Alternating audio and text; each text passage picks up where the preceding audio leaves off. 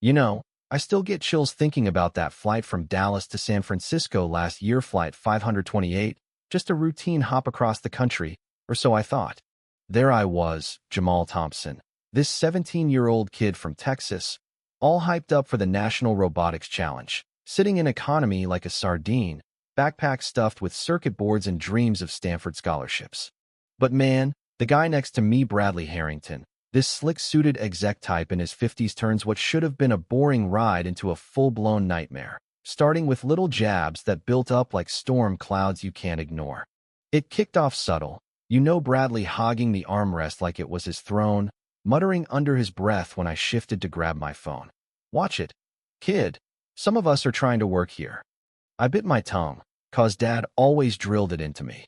Stay cool, twice as calm as everyone else, especially when you're black in a tight space like that, folks quick to misread your every move. Mia, the girl by the window sharp as a tack, reading some sci-fi novel, caught my eye and rolled hers, whispering, "Total vibe killer, right?" I'm Mia, by the way.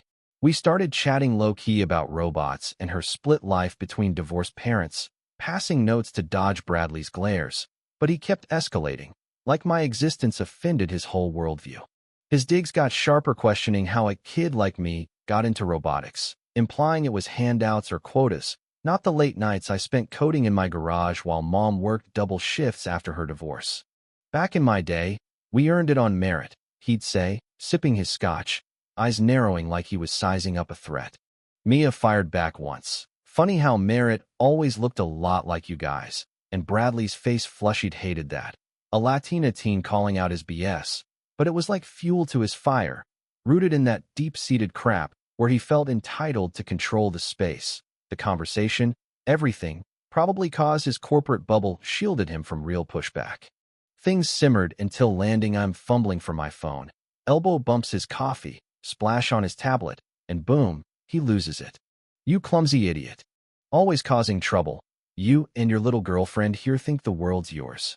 His voice boomed, passengers staring, and before I could apologize, though why should I, he slaps me, hard, the crack echoing like a thunderclap in that tin can at 30,000 feet. My cheek burned, but worse was the humiliation, freezing me there, heart pounding, thinking, not again, not like this. Flashbacks to all the times I'd shrunk myself to avoid exactly this crap. Mia gasped, "What the hell? You're a bully."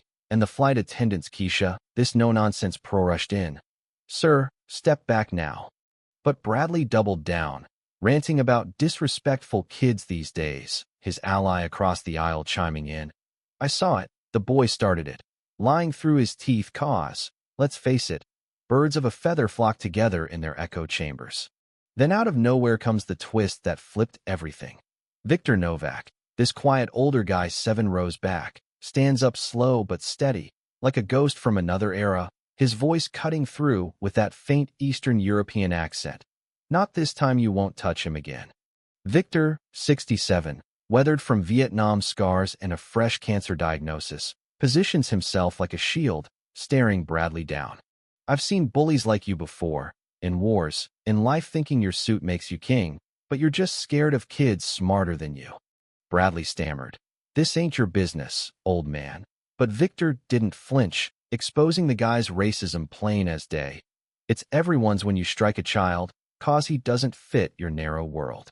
The cabin went dead silent, phones out recording, Keisha radioing for cops, high drama at cruising altitude. Airport police hauled Bradley off, his face crumbling as viral videos lit up his name, his job probably tanked by morning, all cause his ego couldn't handle a teen existing next to him. Me? I walked off that plane, changed, cheeks stinging, but head high, deciding whether to press charges, weighing justice against the hassle, talking it over with Dad, who flew out furious. Victor pulled me aside later. Turns out he's got ties to my grandpa from Nam, saved his life once, kept a secret that haunted him, now making amends before his time's up. We grabbed dinner, him sharing stories that made sense of why he stepped up, turning my anger into something deeper, like understanding how silence lets bullies win. But here's the thing that sticks: what if more folks like Victor spoke up sooner? Was Bradley just a jerk, or a symptom of bigger crap in our divided world? Drop a comment below. What would you do in my seat? Press charges, walk away, or something else? Share your take on justice in tight spots like that. And hit subscribe if these real-life twists hit home. Your stories keep me going.